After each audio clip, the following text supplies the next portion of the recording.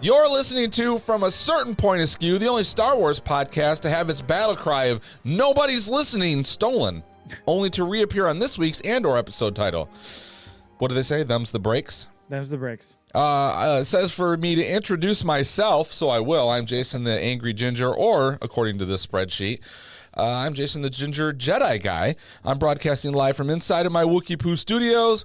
I, of course, am not alone. I have someone on the computer that's going to talk to me today, and his name is Harrison Ford. Hello, Harrison. Oh, shit. That would you be sound something nothing else. like him. Come on, you gotta. I can't do that voice, kid. You gotta get mad, yeah. the best I can do. I just wanted to start off by saying, just being in your presence, I've realized that life is worth living, Jay. Oh, thank you. Thank you. Man. We'll get into that creepy shit in a little bit. Yeah, I even wrote down some maybe some possible previous episode titles to this episode. Perfect. Yeah. Yes, so you can find our show from a certain point of skew.com or on Twitter at FACPApod, FACPApod@gmail.com if you want to email the show. And we are part of the Podawans Podcast Network at Podawans on Twitter. Reminder, we're giving away a Lego lightsaber hilt produced by Mike Laybourne. It comes in just individual pieces. You have to build it yourself. Just kidding. You don't have to build it yourself.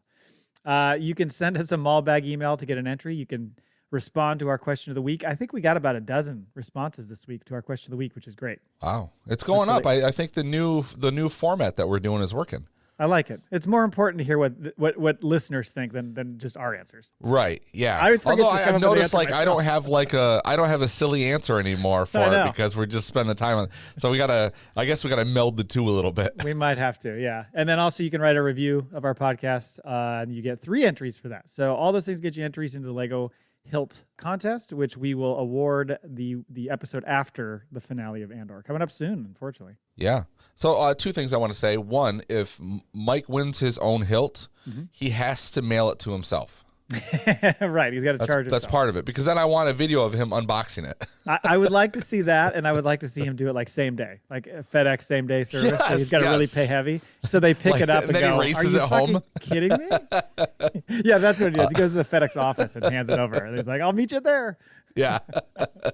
And the other thing is the Darth Maul hilt that I've had for over a year, because I remember, so I just got back from Vegas, and over a year ago, I went in May of last year, and I had it with me because we took pictures with Dave, remember? I think he gave it to you there, didn't he? Oh, maybe that's what it was. Yeah, Yeah, you're right. Yeah. Yeah. Yep. And we took pictures with him, and then it's still sitting here, but Jeannie had reached out, and she's going to be here before Thanksgiving. She's coming here for beers with a friend or something. So we're finally we're gonna hand it off. She's lucky we extended the 1-year deadline. Yeah, I know. Yeah, we should have recycled it. Now, was that the first one? No, with the Darksaber was the first one we gave away, right? One, yeah. Right. Yeah, so. Yeah.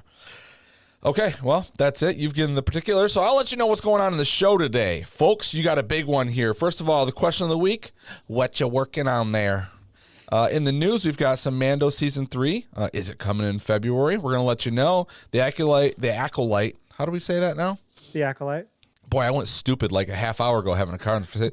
See? Look, having a conversation with Kyle. And I'm like, I couldn't even spit out a word. I'm like, oh, it's starting. End of a long day. I'm long gonna day. be on microphone soon. You're like the old fella in Narkina. You're slowly losing your. Oh my mental God, capacity. do I feel like him? Well, I mean, I 85 hours I've got in the last 6 hours, and that's not including the drive time.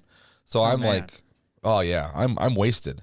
Yeah. So you're lucky to have me is what I want to get at here. Wrap up the news. We got the Acolyte filming underway, and then we're gonna get into the Andor episode 9. Nobody's listening, which we talked about.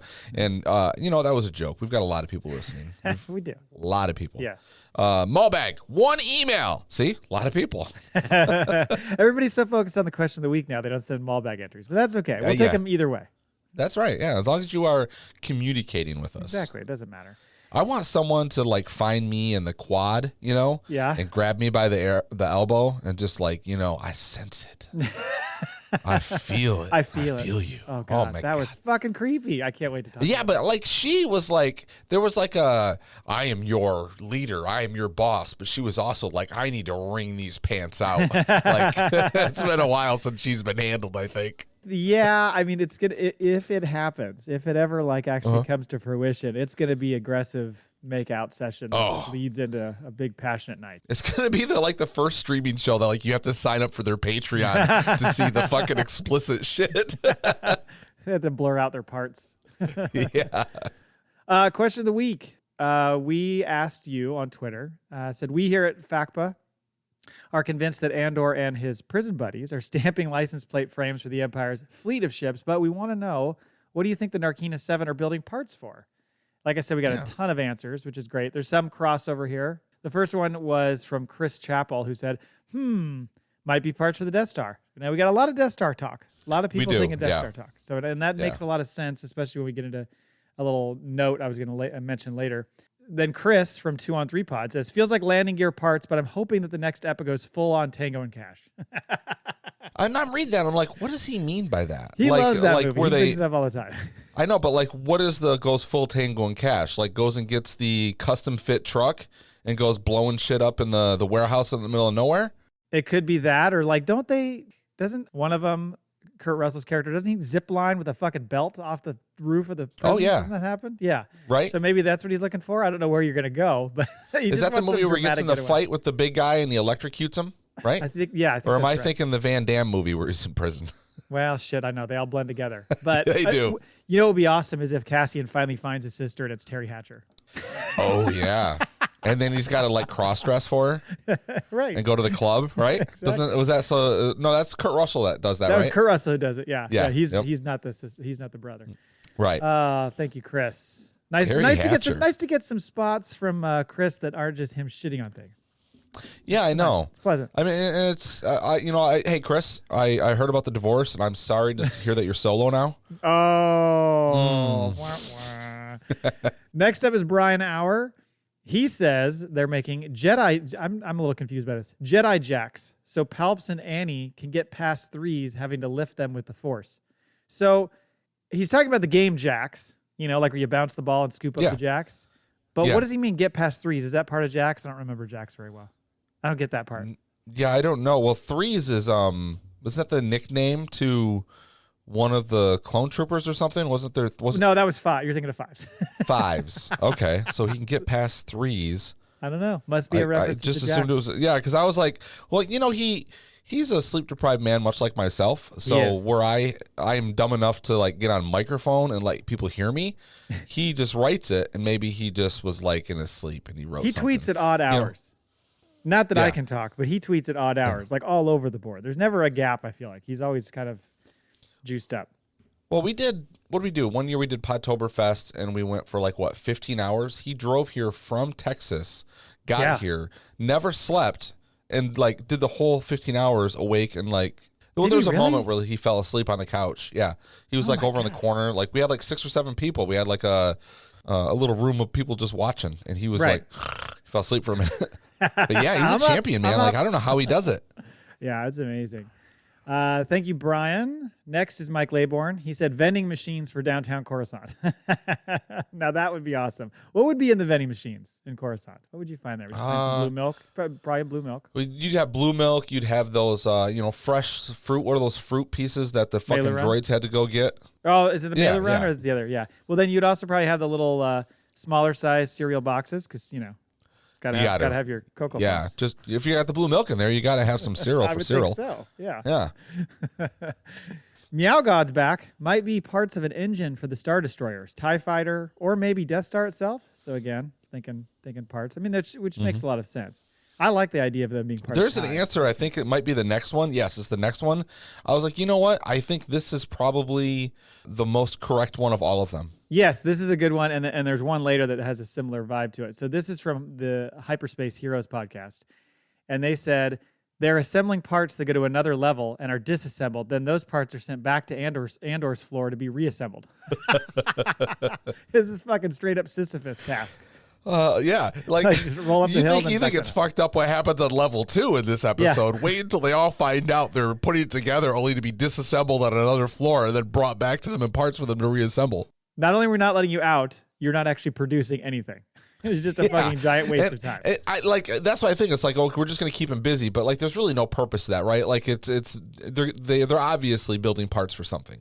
It has to be. Yeah, and I think we might find out. We might not. It might just be always kept in the dark on that. But I think it's the one thing that doesn't have an answer in this show is like Tony Gilroy's like, I never thought to fucking like say what it went to. Exactly. It seems like all details are covered though by that crew. Oh, he also oh my God, let me try again. That podcast also. I wanted to give them credit because they sent this over as a response to one of our posts. I'm going to give them an extra Saber entry for this because it's almost like a Maul Bag. They said it was in reference to the Mon Mothma, like a post we did about Mon Mothma. And he said, the old boyfriend she loved and the man she was arranged to marry. Also wondering if a jealous parent is going to drop a dime to the Imperials to get Tay in the wind, in trouble, and out of the picture. Well, I mean, if they do that, they're pulling the jealousy card from the boyfriend of dipshit Tim from earlier, right? Shithead Tim. Yeah, that's what I said. Yeah. Same thing. Same concept. I hope they don't do that twice. But I mean, there's definitely like I don't know, because he doesn't seem like the remark he makes at the table during dinner is like he's sarcastic, but he doesn't seem jealous about it. Yeah, I can't tell if he's just totally indifferent, just doesn't give a fuck, or if he literally is like, because he really pays attention to what she's up to when they're doing at these parties. Yeah. So he really wants to know. He married into the money, right? As far as we know, you would think he's so, married into her, and we've seen him flirty on the couch. You know, he's whatever. So he's probably like, you know what? You know, maybe they just have an open marriage and we just don't know it. I mean, they've been together since they were 15. I know. Yeah. It's kind of creepy. Next up is Alberto from the Radio Rebellion podcast. He said they're obviously building parts for Sidious's many clone pods that will be used for Snoke. Duh, he's right there in the background. Sometimes the most obvious answer is the one, you know? You know, there's already a rumor going around that Andy Serkis's character is like the pre-clone version. Like they're gonna go and they're gonna introduce like that's a thread that will get picked up. I'm like, I don't think so. I don't see it either. I think it's just I think they just wanted to bring him in to play a character because he's fucking great. We'll get into that in a minute. But the timeline is way off. Sorry, Cole. And it just doesn't make sense for that to be the case. I see Syril. Syril is more of like a, you know what? He's kind of a company man. He's gonna sign up. He's gonna sign up to be the clone. I think so. I'll do it. Yeah. Next is Trisha Lowe's says, in my head, the Empire stripped Kenari of its natural metal for ships. Those ships were battered and blasted up and ended up on Ferrix where they were recycled. And now the metal has been honed into weapons. Andor has been through the same. So basically, he's touched every part of the process. He was there where it was stripped. He was there where they were taking it apart. And now he's there where they're taking it and forming it into something else. Fuck, you can't get away from this stuff. That poor bastard. I like that answer. Chris Meyer, they're building cogs/gears for AT-AT leg joints. I could see that. I could see that. Maybe not big enough, but I could see that. It's possible. Then we've got Meow God again. He's back. Oh, welcome back again. What if it's just a useless item that they raced? This is similar to the other theory.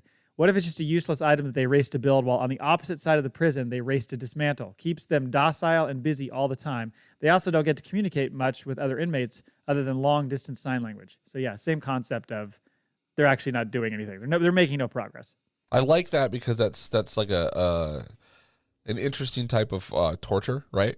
But it doesn't make sense for the Empire. Like they're so busy like looking for, you know, we need worker bees doing things for us, and the fact that like now they've upped it up like all of their sentencing, and on top of it we've learned they're never going to leave. So like they are workers till the day they die. So they're definitely making something. You got to be productive out of this. Otherwise, I think if you're the guards, you're like, well, what the fuck are we doing here? Next is Stephen Cannon says, I heard from a reliable source that these parts are for Project Stardust, a.k.a. the Death Star. Who do you think his source is? Harrison Ford. Harrison Ford. What if Harrison Ford was like a secret Star Wars geek? That would be he fucking loves talk it. Talk about throwing people off the set for decades. Really. Acting like he doesn't give a fuck about anything all along. You find out like he's responsible for the Obi-Wan Ranch. Like he's the guy who like funds it and buys all this stuff. No. He is Mike Zero's partner in crime. He's behind the scenes guy. He writes all of his material. That'd be the one thing where I would be like, you know what, I'm no longer a fan of yours. Hey kid, I want you to do another video on how Kathleen Kennedy's out. Yeah, like he's the one giving him like the talk about this week. I'll give you $50. Okay, Harrison. He's deep throat. That's what it is. Zero meets him in a garage somewhere, and he like feeds him this stuff. Oh, fuck. Yeah, Harrison Ford's the ultimate troll. By the way, interesting tidbit. I was reading this article about, I think it was in the Hollywood Reporter, where they interviewed Toby Haynes, who directs a bunch of the episodes, including the current arc that we're on. And he was sharing a lot of cool details, which I think is maybe what you were referencing before we recorded, that you read as well. But one of the things he said was he was asked about that, like, what are they making in the prison? And he said, quote, "It's the building blocks of the Empire, but that's probably a question for Tony." Yes. Sounds like the Death Star. Mm-hmm. Well, I mean, realistically, why wouldn't it be? Like, that's the big thing on the table, right? Right. Yeah. It makes a lot of sense. I would think it has to be the Death Star. I mean, it could be Star Destroyers and shit like that, but they already have that stuff. So this seems like it's a new project. Yeah. It seems. So anyway, well, let's get into the news. So Mando Season 3. So there's a hot rumor out there that the launch date for Mando Season 3 is February 22nd, 2023. I believe that they originally said February, and then they kind of took that date away and mysteriously removed it from their promotion. Where do you have it on your spreadsheet for the 2023? How do you have that figured out right now? Are you still doing that? February to April. But here's the thing. It's all fucked up now. Not fucked up, but this is really interesting because if it does come out that date, and by the way, it's hard to believe, it's been 2 years since that show is out. Since we saw Luke walk through that hallway, it's been almost 2 years. Isn't that crazy? Oh, yeah, you're right, because Boba Fett was the... Wow. Yeah, it was December 2020 was the last episode. So that's kind of wild. But, I mean, it's just because we saw the Boba Fett stuff, that's why it feels like it wasn't as long. Yeah. But this means that if they do 8 episodes again and just do one per week, it would run to April 12th, which is interesting for a couple reasons. One is because the Bad Batch is supposed to start January 4th with 2 episodes. And if it runs 16 like the previous, it would also end on April 12th, unless they do some sort of mid-season break or something. I don't know. It's interesting that they're doing both at the same time. Yeah. And also, to top it all off, Star Wars Celebration is April 7th through 10th. So all that shit's happening right around then. The finales plus the new Celebration. Okay. You think they would want it wrapped by then, right? Yeah, I mean, because I don't think they're going to want to do like some sort of sneak preview of the finale or something at the show and let shit get out. So I don't know. The timing all seems very interesting to me, especially given that they're going to do 2 shows at once. Granted, one of them's animated, and they just did Tales of the Jedi during Andor, but that was like a one-off. Have you watched any of it yet? I still haven't watched it. No? No. Okay. And I'll say this now, but I'll share it more later. We did have a second Maul Bag. Yeah. But it was in reference to Tales of the Jedi, so I'm going to save it till we cover that stuff. Okay. But you do get credit for that person out there. The other rumor is that there's a trailer coming for Mando Season 3 on Christmas Day. Yeah. Which lines up. Get you buzzed. Yeah, so there'd be what do they usually do? They do posters, little teaser. So leading up to Christmas, we'll get some stuff. I think that's good. I think so. I'm just really curious how this all shakes out schedule-wise, because you know how infatuated I am with the schedule. I mean, it also makes you think, okay, if it's April 12th, I would assume there's always a chance they do some sort of behind the scenes or whatever, but then there's going to be a gap. There's always a little bit of a gap between shows, but it's like, so I was thinking Ahsoka maybe is going to happen like in June, like in the summer, maybe late May. So that would give them a month and change between shows, which is about what they normally do. So we'll get the trailer for Ahsoka on May the 4th. Might be. Or May 27th or whatever, the other key date. So who knows? Other thing is that the Acolyte filming, this is another hot rumor, is the Acolyte started filming at that Shinfield Studios. There's a set. Oh, that's not a rumor. Like the writer, producer. Oh, did they actually confirm it? They shared a picture. Yeah. Okay. I think it was a writer and a producer, and it said 3 years ago, 4 years ago, whatever, we sat down and we talked about one day we're going to be sitting in our triple fat gooses or whatever at Pinewood Studios, wherever they are, and we're going to be cold and it'll all be worth it. And then it showed a picture of the 2 of them in their coats hugging, like, we made it this far. So, okay. Yeah. Okay. So okay. Well, then shooting. It's confirmed. Yep. Lock it in. Confirmed. Do we have a sound effect for that? Nope. Okay. There you go. You have to replicate that every time we have official. All right. There's a set on the backside of that lot that somebody took a picture of that shows what looks like some sort of town or marketplace they're building out. So they're well underway, but we're not going to see it till, I mean, it's going to run through like May, the filming. So we're not going to see this shit till like 2024. Nope. Fuckers. Should we? That's all I had for news. Unless you had anything else, we can jump into Andor. Nobody's listening. No, but I was listening. Twice. I got two in there today. I watched it and listened to it. What were your overall thoughts? Because this was probably the darkest episode yet. Yeah. I love how, like, thematically they make all of the scenes work with each other. Like, they all seem to be going through the same kind of things, you know? Even, like, this is probably obvious and people picked up on it before, but I wasn't looking at it that way until this episode. But everyone seemed to be, like, in their own kind of prison, and I didn't realize Syril's been in prison since he moved in with his mom. Like, Absolutely.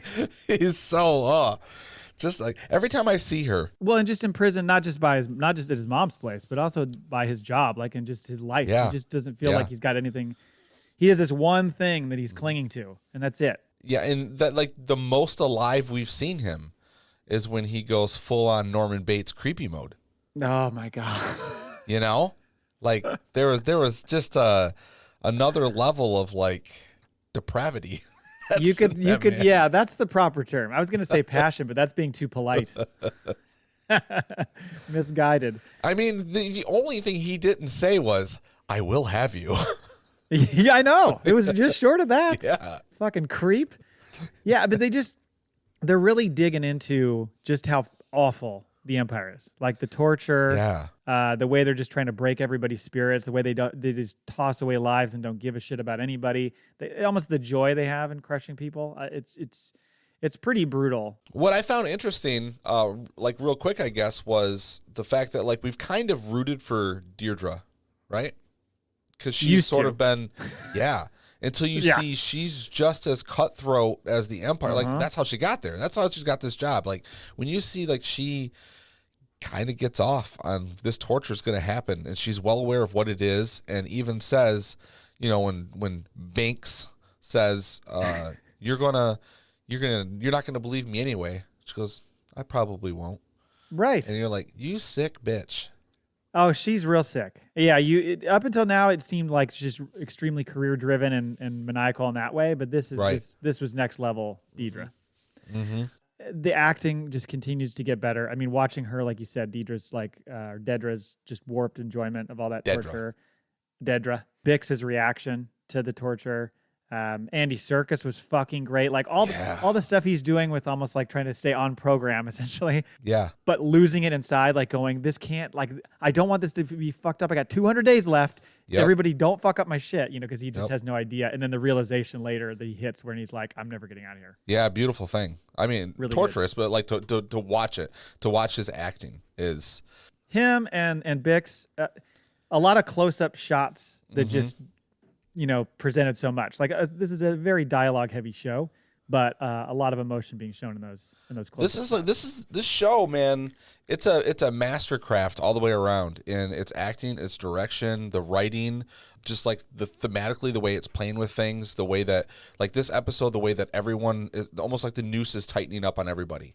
Everyone is up to something. Everyone is like caught or captured or doing something, but it's getting smaller. It's constrictive. You know, you can feel it. Yes, and kind of holding us off from resolution for a lot of things. Yeah, is what strings you along. Like, and it doesn't feel strung along like in a give me a goddamn payoff here way.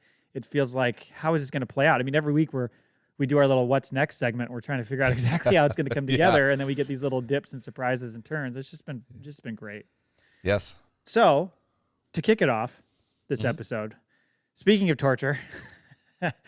Dedra is just laying it all out there for Bix. She's, you know, like she's acting like she's giving her the opportunity to get out of this and share what she knows, but really she wants to unleash Dr. Gorst and this motherfucker. Who's creepier, Syril or Dr. Gorst? Okay, like when you're getting the fucking creepy child listen machine ready, and she's like, "Oh, this is Dr. Gorst," and he turns around and he's like, "Hi."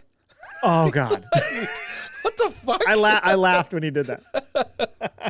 His waves. And the way he's describing how he's like, you know, we went to this planet and they were resistant to let us be there. So, you know, we had to put him down. He's just so matter of fact about it all. And he's treating everything like he's a scientist working on lab rats. Yes. Yeah. You know what I mean? Like no what's connection. What's he say? He says, when he gives the rundown, he says, these sounds are for the massacre of the Desanites. Yes. And that it was broadcast and recorded. They make a sound as they died. 3 communication officers in charge of the recording were found in a crawl space under the bridge, cowering because they were the ones in charge that had to listen to it. Yes, yeah.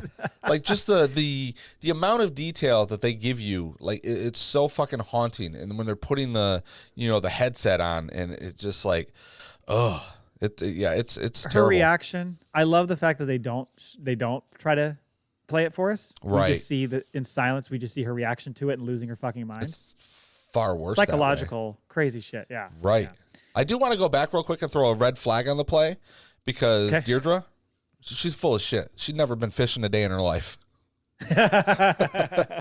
She's just using metaphors. She just likes. Okay. She read it in a book somewhere. She's read a lot of books. She's very well read. We learned that in the course of her setting up this whole torture, we learned that Pac basically held out as long as he could, but eventually he gave up the goods on Bix. I mean, it's like I can't remember what the movie is, but it's like nobody survives for. Oh, I think it was when I was watching The Recruit. Remember The Recruit with Colin Farrell? This is a weird tie-in. Yeah. It's I think what Pacino says to him is he's like, everybody cracks eventually. Like it's just a matter of when. Like nobody can last forever. Everybody eventually loses it from torture. And then that's kind of what happens here with Pac, and then eventually with Bix, because he basically lays out for Dedra. He's like, she's met with him like 6 times over the course of their relationship. I was maintaining this radio for her to communicate with him. Like he gives a lot of details out, but apparently it took a long time for him to do so. So he did his best. What'd she say? She goes, the price of it didn't pay off because like essentially what the information he had wasn't worth it. Yeah. He gave it up in the end anyways. Yep. Well, and she also shared an interesting tidbit, which she said that he attended a separatist meeting 2 years ago. Yep. And was convinced by a woman to kind of basically be the liaison on Ferrex and join the rebellion. Is that Clea? Are we to assume? Or is it just some random woman? I don't know. Because she's the one who sets it all up. Like it seems like that would be the person he would have talked to. So I don't know. Oh, and she also shared that she's like, Pac only met Luthen once before he kind of turned him over to you. So he was just a pawn to get somebody else involved. Yep. And then the first real question she asks is, when was the last time you spoke with Cassian Andor? And then she says one of the great quotes, "The worst thing you can do is bore me." Yes. God. Remember that, Syril. Mm-hmm. Yeah.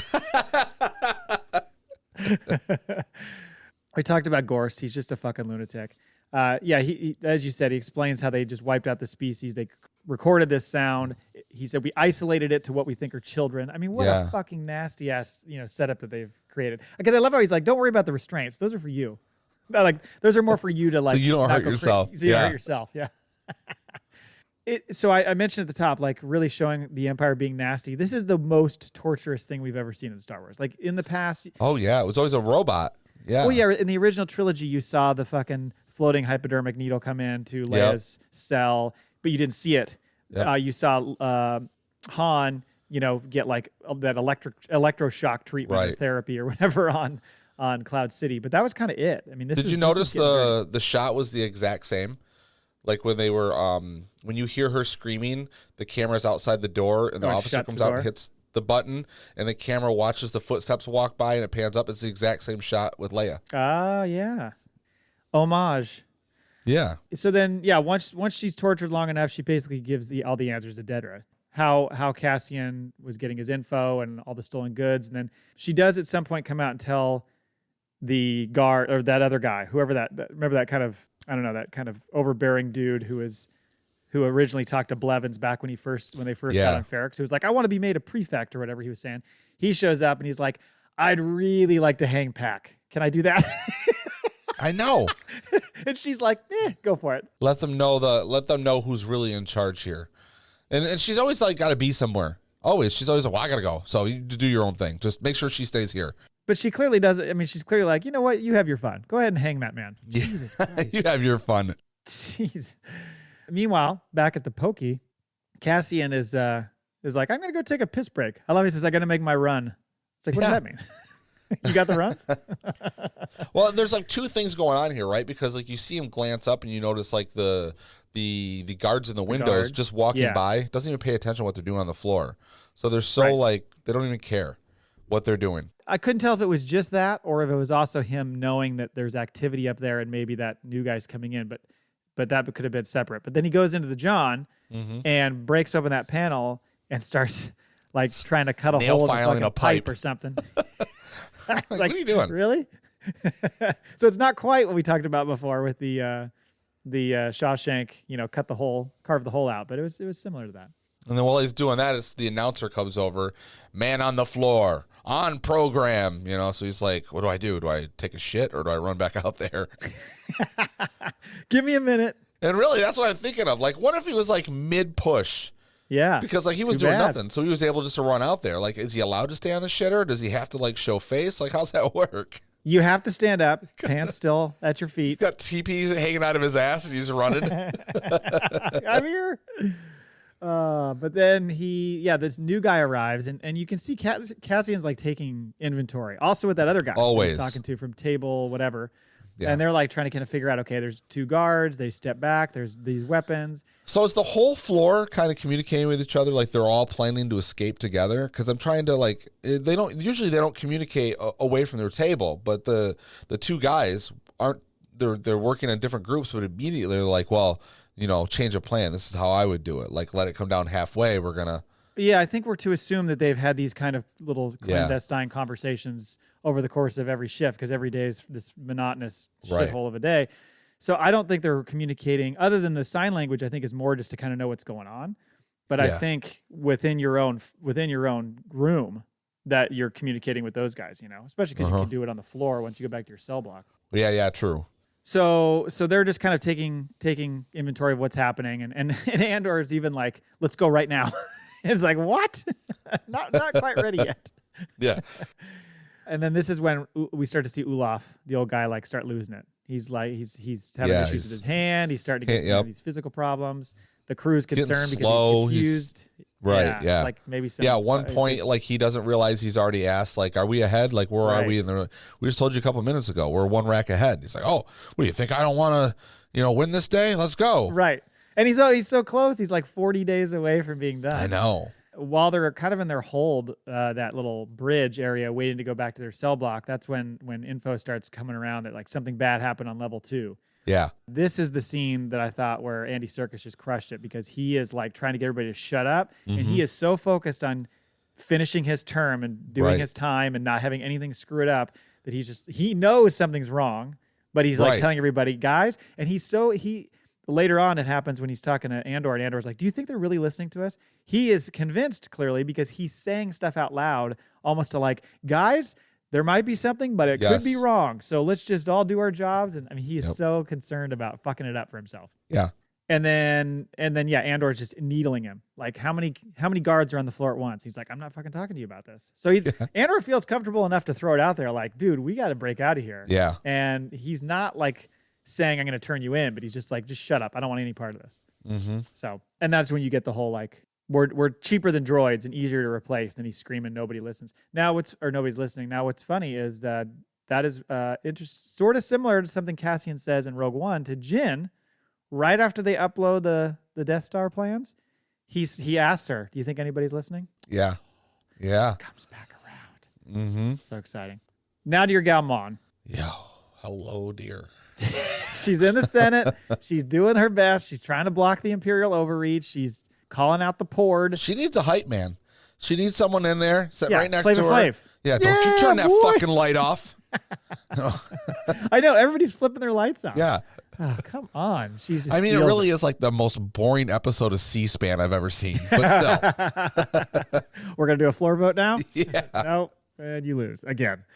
But yeah, as she's like deflated and leaving, she gets told by her driver, "Oh, your cousin's waiting for you at your house." Yeah. Did you know who it was immediately? Or were you like, who the fuck is this going to be? Yeah, I was like, well, who gives a shit about her cousin? And I felt like it was like a ruse. Like, okay, this is code for something. Yeah, right. Right. Not really a real cousin.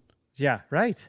So yeah, she comes back to her house, and fucking Lita's all giddy over her new outfit that Aunt Vel got her. I mean, it's technically her cousin, but she calls her Aunt Vel because I think is the generational gap. But right. That I was surprised by that. I was like, okay, well, that makes more sense with the whole comment from Cinta last episode of the rich girl. Exactly. You grew up rich. But now I'm like, well, then how the hell is Luthen tied to all this? We were thinking that Luthen was her dad. Still could be. Luthen and Mon could be related. That's possible. But like, why would I think like if the Empire looked into it, they would know. Oh, they were born here. Like, wouldn't he be from Chandra too?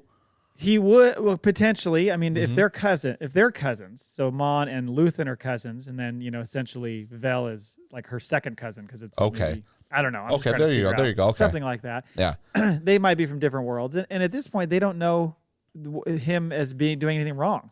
But do you notice like every time Luthen is spoken about, like when Kayla meets with Vel, when Mon Mothma is talking to Vel now, it's always he. What did he do? Where did he have you? Right. And like they don't add a name, they don't add like their relationship. It's very cryptic. Very cryptic about what the relationship is. Even when they're trying to talk, like at different times in this conversation, it's all just like it's about the cause. Like they don't. Everything's very generic. They don't. So is it cryptic? Specifics. Like, did we put something on that? Because from the beginning we thought like he was Vel's father, so we thought like the way they were speaking was so in case anyone heard anything, they wouldn't put the two of them together as family, or is it? Do they just not reference him by name or as by like what he would be in the family because he's not? I think maybe the latter. Yeah. I don't know. I just feel like there is a relationship between him and Vel that is deeper than just a working relationship. That she, you know what I mean? There's got to be some tie in there. Yeah, Vel doesn't strike me as the type of woman that's going to just let a man yell at her in the field. I don't think so. I think that's full on. Like that goes deep. That goes back to when I was a teenager. Luthen always goes deep. Oh boy. Or maybe he is Uncle Harlow after all. Oh, you threw that out. The show's full of surprises. I know. Yeah.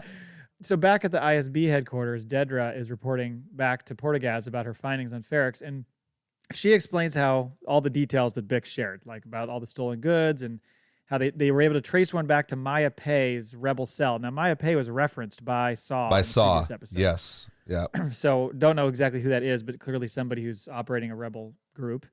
And then she also shares, with the help of her assistant, her very eager assistant, that they think that there's a tie between Cassian and the Aldhani job. And so Portagaz is like, holy shit, if we tie that together, now we really got something. Yeah. I love how like he's like, well, he's shaved.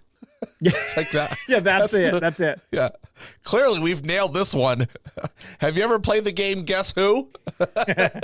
We just started nailing him down, and I got him. It's Andor. I know. Well, and you can tell she's a little bit like, did I tell you to speak? Okay. But he just goes with it and starts saying I can't tell if he is, he's got her back or if he's trying to make a name for himself. I think it's probably that he's trying to make a name for himself, but he's so trained by her and sees how she's got success that he's trying to do the same thing. Okay. But in the end, is that going to put them at odds with each other? Right. Makes you wonder. But yeah, and then she also says how basically they're not going to press Marva at this point. They're just going to use her as bait because she's not really going anywhere. So yeah, I think that's foreshadowing to be like, oh, she's not. I'm telling you, she's going in those tunnels with a gun. Oh yeah. Yeah. Marva's going to surprise some people. Mm-hmm. Yeah. Yeah. I think she'll have one last hurrah. She's going to strap Emo on her back as a bomb. She's going. Oh, don't kill the droid that way. Oh, that would be sad. I'll miss you, Cassie. Or better yet, you're right. She's old, so she straps herself on Emo's back as a bomb. He's got to carry her around. Yeah. It's like that device old people get when they can't go up the stairs. Right. The little chair that goes. She can strap herself to him. Just a slow, this is like that Austin Powers shot, where the Zambonis like driving to kill him. It's just this wide shot of fucking Emo dragging her down the fucking road to the hotel. And like every 15 minutes, they cut back to it just a little further. Just slowly it takes a whole episode for her to get across. Yeah, hurry up, B. Yeah. Oh, there's a reason why we don't make this show. Yeah, exactly. They're really focusing in on the wrong stuff. We're always looking for the comic relief. Back on Narkina, the inmates kind of learn basically what happened on level 2, and it's not good. So what happened is, and we find this out in a minute, that the level 4 prisoner was released, quote unquote, and then was put accidentally kept in the same facility and put on a different level. Now it made me wonder, and that just caused like his room to riot and they killed them all, both shifts, so like 100 people. Yes, but it made me wonder. So when they fake release you, do they like lobotomize you? Like how do they get you to not share that you were released and yet now you're in a new facility? Because otherwise, maybe it's maybe the floor is led to believe he's released, right? Yeah, that's interesting. Because I'm just saying for him, when he goes to his new location, how does he not immediately go, guys, I was supposed to be released and now I'm fucking here? You know, they get him upstairs, they get him in the room, and they're like, oh, by the way, we've added 100 days to your thing, you know?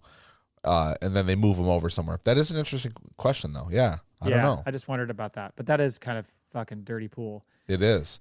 But you know what? That's so go back to the first time they're in the waiting room, right? To change shifts when they're hand signaling and the power goes out. Like that was them frying everybody in that room. I think it was. Yeah. That's like the Green Mile, man. That's right. Like the lights start flickering and you know. Dead room walking. We have an episode title. I also like how when the old man asks when they're standing there, he's like, so what happened on level 2? And Melchi's like, they set them all free. Yeah. And Circus turns around and just brutalizes him. Punches him right away. Andor's like, you need to calm the fuck down. Melchi has given up. He's just like, I just want to die, man. I know I'm never leaving here. Just end it, please, quickly for me. It set him all free. Quick catch up with Syril. He's having another lovely meal with his mom, and she's just fucking needling him again about how busy he is, and then he grills her about going through his shit. I love that part. He's like, I know you went through my private box. I have ways of knowing. What's in the private box? Nudie mag? You know he's got like a piece of gum or something that he knows if the box was opened and it pulled apart. It's like some 5-year-old trap. Yeah, she claims she's just cleaning his room, but she opened that box. Mm-hmm. And then she just goes into total guilt trip mode. I love how she's like, I do your laundry. I make you 2 meals a day. Excuse me? You make 2 meals a day? You're pouring cereal into a fucking bowl. What? That's not making. You think she activated his Andor porn? Oh no! Yeah, he's like, stay on. I love it when she's like reading the riot act and he's like, oh goddamn, that was so slurping. Funny. Just oh god, he just takes joy, I think, in these little bits of defiance against his mom. Okay, so then she notices, oh, you've got a haircut and you're dressed. And he's like, well, I got a promotion, but I think looking good, like cleaned up, is because this boy is in heat. It could be. I think it's a combo, but yes, but he and clearly they're promoting him as like a way of saying like, see, you played along with us, right? Now you've been rewarded. Mm-hmm. Don't fucking do that shit again. Stop looking for this guy. Speaking of breakfast, another cheerful breakfast at the Mothmas. Always. Like, I'd fear any meal at the Mothmas. It just doesn't it's not fun. Nobody can speak freely. It's just very tense. And of course, Perrin's up to his usual fucking douchebaggery. It's like giving Vel the business. Like, you find a husband yet? He's so fucking aloof. He doesn't even know, like, she's like giving him straight sarcasm. No, he has no idea. And then we get the Take Holma reference, and that's when Lita's like, "Oh, you mean Mom's old boyfriend?" Oh, yeah. Thought that was interesting. Now I saw someone had posted, and maybe this was in reference to what you saw, but in the book to Rogue One, I guess it states that Mon had a boyfriend at 15 before she left Chandrila or whatever to go to Coruscant, whatever that happened. Checks out. But they don't name him. So yeah, that's got to be it. Yeah. Yep. Certainly explains a lot. I love how even Vel later is talking to Mon and is like, "Take Holma? Like, you hitting that again?" Mm-hmm. Mon's like, I don't have enough to worry about. That's what she says. So it's not off the table. No, it's not off the table. She's not saying no. Yeah. She's just saying it's not the right time right now. Meanwhile, back at now we get fucking stalker Syril. Oh my god, he's just standing outside ISB headquarters, and he reveals that this is not the first time he has done this. He's tried this many times to try to get her attention and find her. This whole scene was so fucking creepy. He should have, what he should have been doing? He should have been standing outside John Cusack style with the fucking stereo blasting Peter Gabriel. But all the dialogue is so cringy, like the whole, being in your presence, my life has meaning again, and all that stuff, and just he might as well have been waving 2 giant red flags in her face. Like, there's a lot wrong with me. You need to stay away. Or at the very least, just unzipped his pants and let it helicopter the whole time he's talking to her, because he was that level of creepy. Like she doesn't get off her game ever. She can sit in a room of men and put them on blast. She's like, "No, you ain't better than me. She's like, right. You try to put one up on me. No, these are the rules. Yeah. And she puts it out, and like every time she wins. And then this creepy bastard comes hopping out of the fucking hologram bushes, and she is like, "What are you doing here, weirdo?" And I love how he's like, "Well, I wanted to, per our conversation a month ago, I wanted to continue that." And she's like, "We didn't have a conversation. I brought you in for questioning." I know. I love that comment. And I think every time she's leaning into being authoritative toward him, he's just loving it. Right. I mean, she's everything he wants to be. He's like, she loves the preferred stock. I almost put out the cool water, but I knew this was important. He did have his seatbelt tie on. Yeah, he did. Like, that you pointed out last time. You think you just pull on it and it sucks back up? I feel like his phrase is like, he like looks in the mirror when he's all done. He just pulls on. He's like, "Buckle up, ladies." Oh, shit. So anyway, I think other than it may be a time for a restraining order, it was a very creepy scene to watch. But she kind of gets past that. She puts him in his place, although I still think he's got his head in the clouds. Yeah, but did you notice the smile after she walked away? She smiled or he smiled? No, he did. Like there was like as he tilts, he kind of grins like, "Yep, that went the way it was supposed to." Got her. Yeah. I'll email her later. She's gonna Facebook friend me tonight. So she gets to her office, and that's when she's informed that they captured a rebel pilot. Does this dude go home? Like he's just, never. He's always there, shit. and I love it. I love it because she's like, "Oh, you should send Gorst." And he's like, "Already did." She's like, "Dude, you are overstepping here. Like, I need to give you orders." Do you want to be there for the interrogation? Yes. No, I can't. I have somewhere to be. I'll do it Zoom. remote. And he's like, "Okay, we'll set it up." Zoom call. Yeah. Flashback really quickly to Tay talking to Mon, and he's basically saying like, "We got to get creative here because you pulled 400,000 out of your account, and they're gonna like audit that at some point, and they're gonna wonder where that money went. So you need to get that money back." She's like, "Well, how the fuck am I gonna do that?" And he's like, "Well, I know a guy on Chandrila, Davos Skulden. And she's like, "He's a thug," and he's like, "Well, he's got a lot of money, so we don't have a lot of options." And he wants to meet her. So she's like, "Oh, God, I'm in a pickle." And he's like, "I could try other things," but he knows deep down she's like, "I got no other options." They've thrown quite a few names in this episode that we've not met yet. So I'm like, would they name the pilot? They name the planet. Was it Karga? Well, there was Karfa? one that... There's a bunch of different. So there was whatever that place is, Stargard or Stelgard or whatever it's called, which is one that they mentioned back in the first or second episode because that's where they've got that device from. Every time they mention something, I look it up and it doesn't exist. Almost every time. Yeah. But they mentioned Caffrine. That's the one maybe you're talking about. Yes. That's the first place you see in Rogue One. That's the place that Cassian goes when he shoots the guy in the back. That's Caffrine. Oh, okay. All right. That weird planet that's like connected. It's like two, that's Caffrine. So I thought that was an interesting reference that they brought that up. Okay. Yeah, they're talking through kind of like back at the ISB, talking about the pilot and how he's part of Anto Krieger's crew. And of course, this is another name that was mentioned by Krieger. Luthen to Saw, who he said he didn't want to work with them. But apparently the pilot spilled the beans thanks to Gorst. Right. It didn't take that long, she said. Yeah, right. So he's maybe a little bit of a not mentally up for it. But then she said they find out about the raid on Spellhouse, which is what Luthen was trying to sell Saw on. Yes, that was that you're job. Right.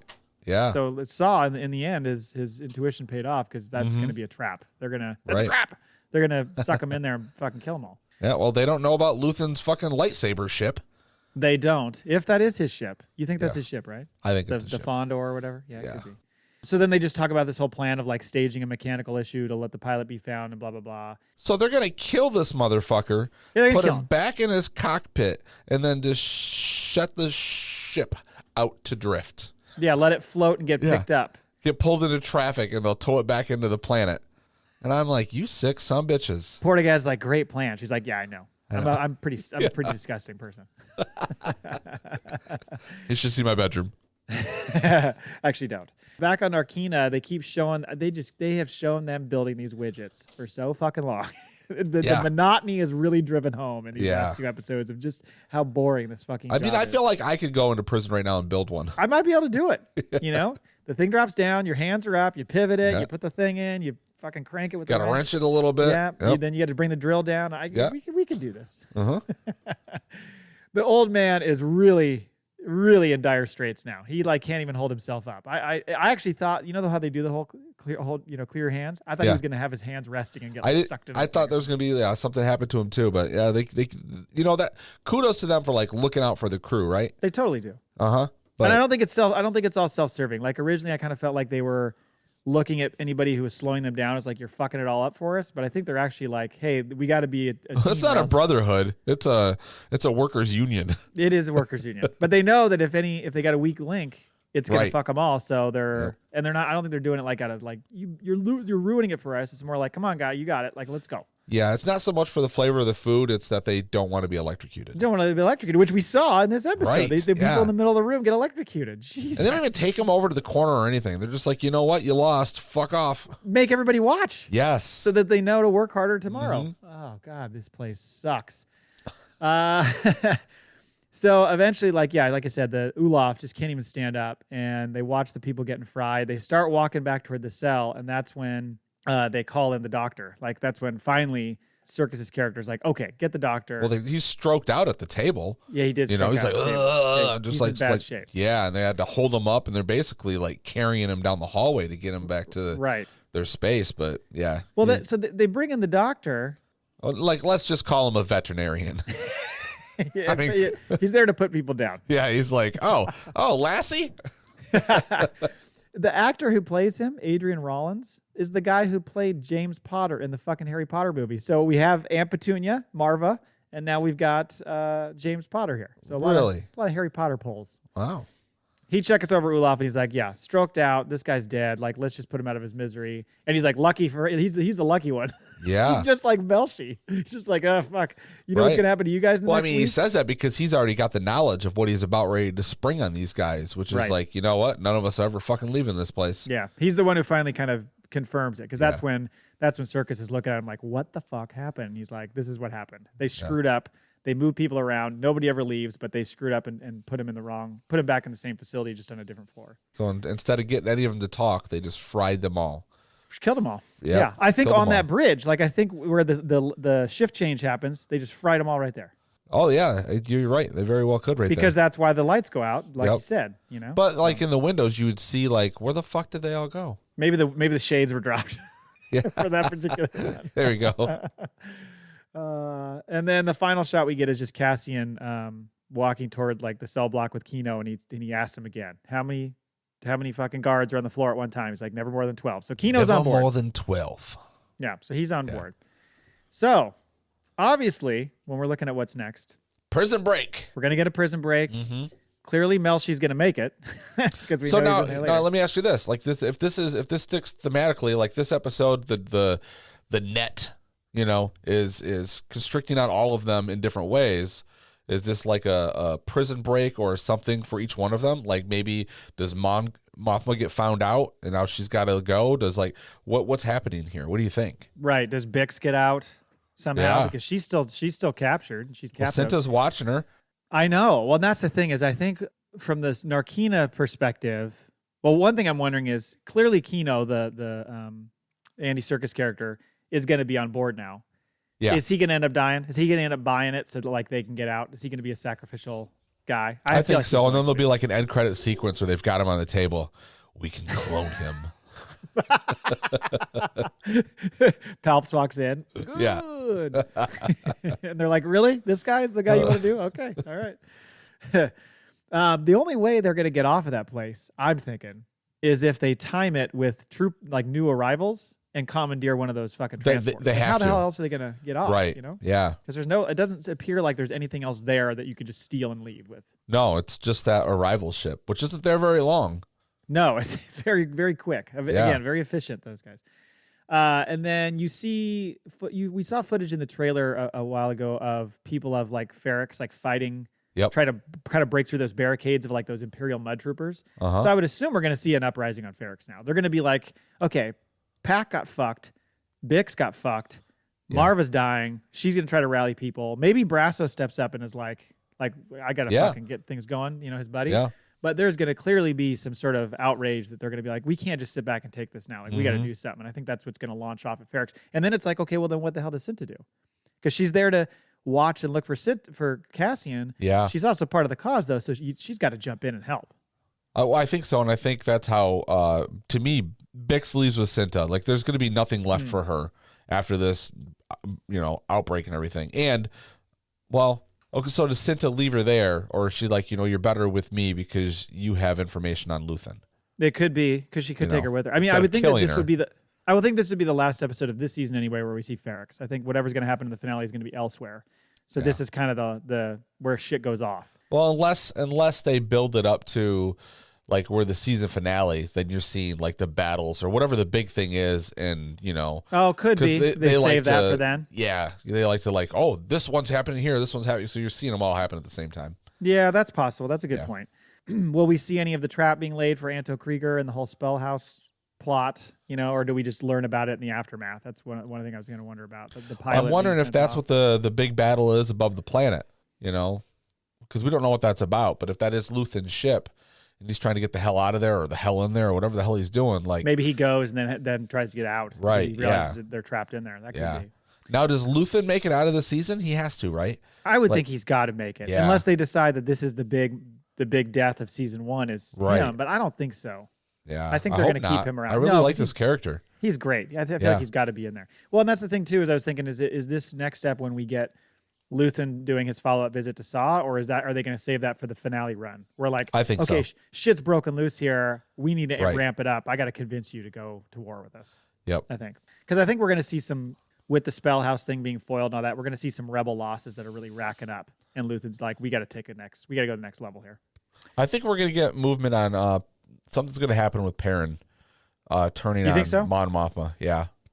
Or I think the surprise would be that Tay is leading her into something with this.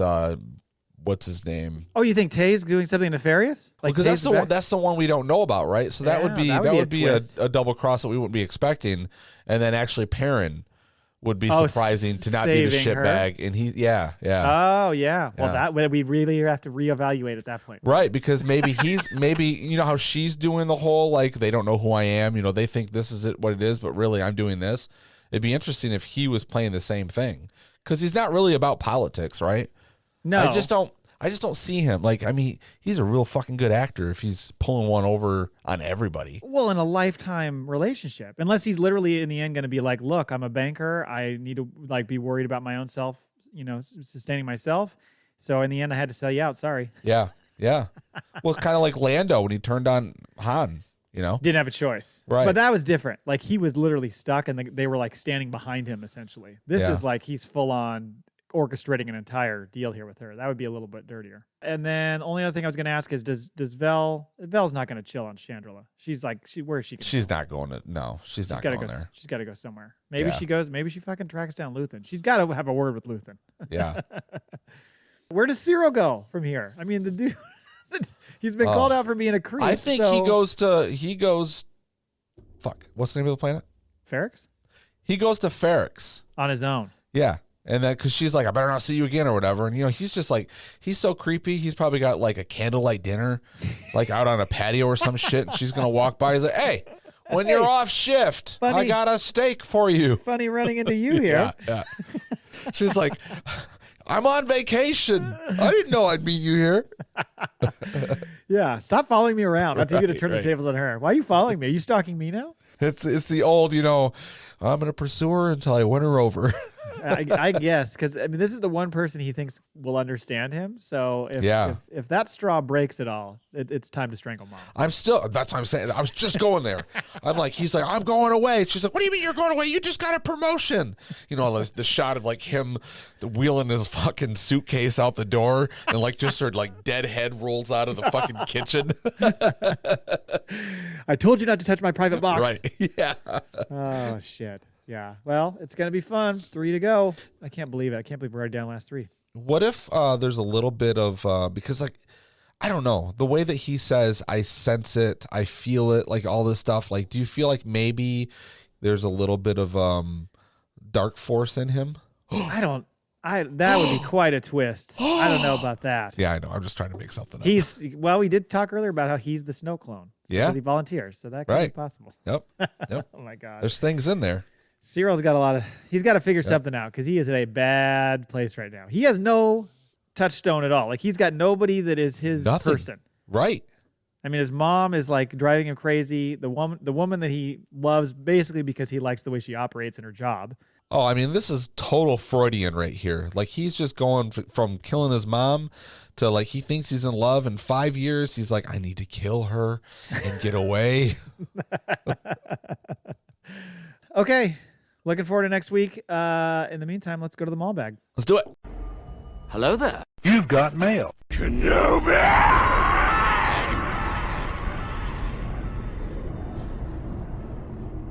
So we received, by the way, I mentioned this earlier, we received a Maul Bag from Cole Laybourne, who we still don't know who that is. But it was all about Tales of the Jedi. And so I thought we would save that for when we do that recap after Andor. But you do get credit, Cole Laybourne, if we ever figure out who you are. We're going to need to solve that mystery at some point, though, because, I mean, if it's Derek, he's eligible. But if it's Cole Derek. or Mike, you're not eligible. Email number 1. Actually, this is the only email we got this week. This is from Ty on the 2-on-3 pod. He said, this is a little late now and maybe won't be relevant after the next episode, but I can't recall without looking it up if we've ever seen common Empire inmates before last week's Andor. I noticed that their white jumpsuits have orange highlights, and I couldn't help but wonder if that becomes an obvious choice for rebellion uniforms, the orange and white, as certainly this crackdown is going to send many into the arms of the rebellion, perhaps even while still in their prison jumpsuits. Coincidence or foreshadowing? I really like where his head's at here, but I'm going to say it's a coincidence. I think it's intentional as a designer point of view to like so we recognize the rebellion in different stages with the colors, but yeah, I don't think 300 of them show up on fucking Yavin and they're like, you know what? We needed colors for our flight suits, and man, that white and orange really, yeah, that's real sharp. That orange really pops off that white. So yeah, I don't think it's that close, but I think he's right in the sense that like they one works for the other just in a different way. Yeah, it's we'll see a making of, and Tony Gilroy will be like, "That's where we got the inspiration." We'll credit you when that happens, Ty. Thank you for sending that in, Ty. Yeah, thank you, Ty. I'm glad to hear from you. So I did a couple of previous episode titles. Like if they didn't name it, nobody's listening. So I'm going to shout these out to you, and you tell me what you think, okay? Okay. So the first one was How Uncle Harlow's Nephew Got His Groove Back. Oh, nice. Yeah. 50 Shades of Syril Freed. Oh, shit. And this one's a stretch, but I think it's a pretty good one. Pack and Binks's Infinite Playlist. Oh, no.